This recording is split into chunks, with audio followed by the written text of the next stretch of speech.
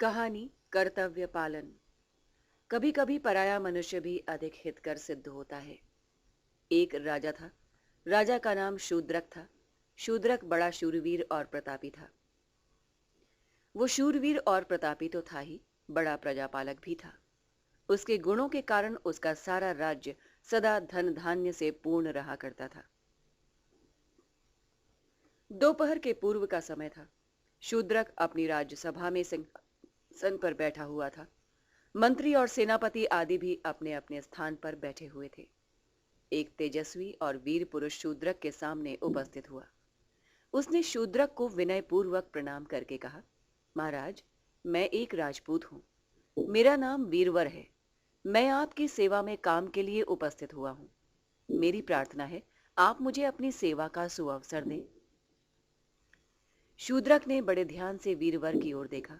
उसे वीरवर के मुखमंडल पर एक अद्भुत ज्योति सी दिखाई पड़ी।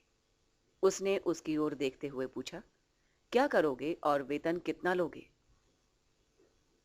वीरवर ने उत्तर दिया, महाराज, जो काम कोई भी नहीं कर सकेगा उसे मैं करूंगा और प्रतिदिन 500 स्वर्ण मुद्राएं वेतन में लूंगा।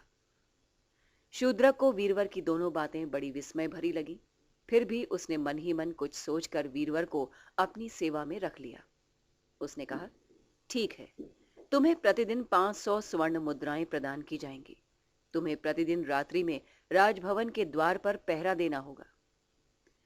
उसी दिन से वीरवर राजभवन के द्वार पर पहरा देने लगा और उसके बदले उसे 500 स्वर्ण मुद्राएं रोज मिलने लगी। शूद्रक वीरवर को 500 स्वर्ण मुद्राएं रोज देने तो लगा, पर उसके मन में आश्चर्य भी उत्पन्न हो उठा। वो सोचने लगा, ये मनुष्य रोज 500 स्वर्ण मुद्राएं लेकर क्या करता है? उन्हें किस तरह खर्च करता है? शूद्रक ने पता लगाने के लिए वीरवर के पीछे गुप्तचर लगा दिए। गुप्तचरों ने पता लगाकर शूद्रक को सूचना दी। वीरवर आधी स्वर्ण मुद्राएं तो मंदिर में देवता के चरणों में चढ़ा देता है। शेष मुद्राओं की आधी मुद्राएं गरीबों को दान में दे देता है और आधी मुद्राओं से अपने कुटुंब का भरण पोषण करता है। वीरवर के दैनिक आचरण का पता जब शूद्रक को लगा तो उसके मन में प्रेम उत्पन्न हो उठा। वो हृदय से उसका आदर और सम्मान करने लगा। एक दिन अर्धरात्रि का समय था। शूद्रक अपने राजभवन में कक्ष में सोया हुआ था, किंतु उसकी आंखों में नींद नहीं थी। सहसा दूर से एक करुण ध्वनि आकर उसके कानों में गूंजने लगी। उसे ऐसा ज्ञात हुआ मानो दूर पर बैठी हुई कोई स्त्री करुण स्वरों में विलाप कर रही हो। राजभवन के द्वार पर वीरवर पहरा दे रहा था। शूद्रक ने उसे बुलाकर कहा, वीरवर, दूर से किसी स्त्री के करुण स्वर में विलाप करने की ध्वनि आ रही है। मेरे राज्य में वो कौन स्त्री है जो अर्धरात्रि में विलाप कर रही है? जाकर पता तो लगाओ। वीरवर राजा को प्रणाम करके स्वीकार स्वर के सहारे चल पड़ा। वीरवर के जाने पर शूद्रक ने सोचा, वीरवर अर्धरात्रि में अकेला गया है, कहीं ऐसा न हो कि वो किसी भयानक आपदा में फंस जाए। अतः शूद्रक स्वयं भी चुपचाप वीरवर के पीछे पीछे चल पड़ा। कुछ दूर जाने पर वीरवर को एक बहुत ही सुंदर स्त्री बैठी हुई दिखाई पड़ी, जो बड़े ही करुण स्वर में विलाप कर रही थी। वीरवर ने उसके निकट जाकर उससे पूछा, शुभे, आप कौन हैं? अर्धरात्रि में यहां बैठकर क्यों विलाप कर रही हैं? स्त्री ने आंसू बहाते हुए उत्तर दिया, मैं इस राज्य की लक्ष्मी हूं। मुझे अब इस राज्य को छोड़कर यहां से चले जाना पड़ेगा। शूद्रक बड़ा अच्छा राजा है। मुझे दुख है कि उसके राज्य में अब धन धान्य नहीं रहेगा। मैं इसी दुख से रो रही हूं। वीरवर बोला, क्या कोई ऐसा उपाय है जिससे आप यहां से न जाएं? स्त्री ने उत्तर दिया, हाँ, एक उपाय है। यदि तुम अपने पुत्र की बलि देवी के चरणों के पास दे दो तो मेरा यहां से जाना रुक सकता है। वीरवर बोला, शुभे, शूद्रक मेरे स्वामी हैं। उनके लिए मैं सब कुछ कर सकता हूं। आप अवश्य मेरे स्वामी के राज्य में ही रहें। मैं अपने पुत्र की बलि देवी के चरणों के सामने दे दूंगा। वीरवर वहां से चलकर अपने घर गया। उसने अपनी पत्नी और अपने पुत्र को जगाकर उन्हें राज्य लक्ष्मी की बात सुनाई। पुत्र का नाम शक्तिधर था। वो पिता की बात सुनकर प्रसन्नतापूर्वक बोला, पिताजी, हम जिसका नमक खा रहे हैं, हमें उसके सुख और शांति की रक्षा के लिए बड़े से बड़ा त्याग भी करना चाहिए। आप अवश्य देवी के चरणों के पास मेरी बलि देकर अपने कर्तव्य का पालन करें। मुझे एक न एक दिन तो मरना ही होगा। इस प्रकार मरने से मेरा भी जीवन सार्थक हो जाएगा। पुत्र की बात सुनकर उसकी मां बोली, हाँ स्वामी, आप अवश्य अपने कर्तव्य का पालन करें।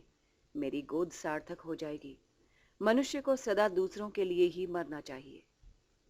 पुत्र और पत्नी की बात को सुनकर वीरवर प्रसन्न हो उठा।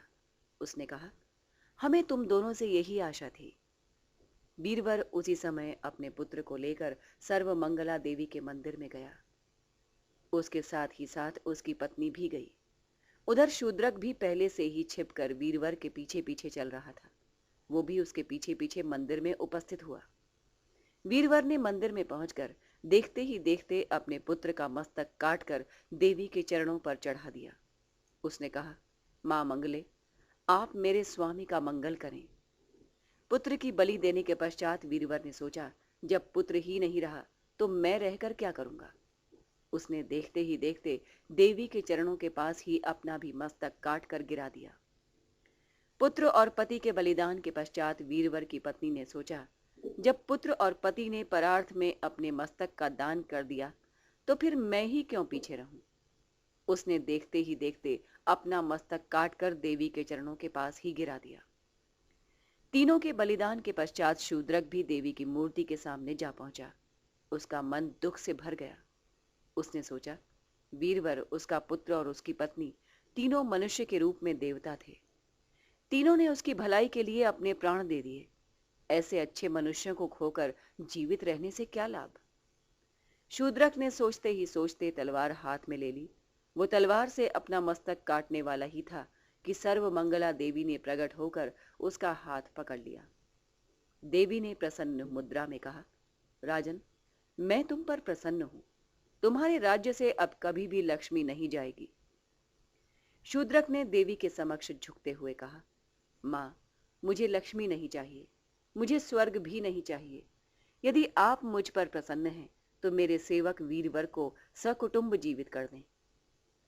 देवी एवमस्तु कहकर अदृश्य हो गई। वीरवर, उसका पुत्र और उसकी पत्नी तीनों जीवित हो गए।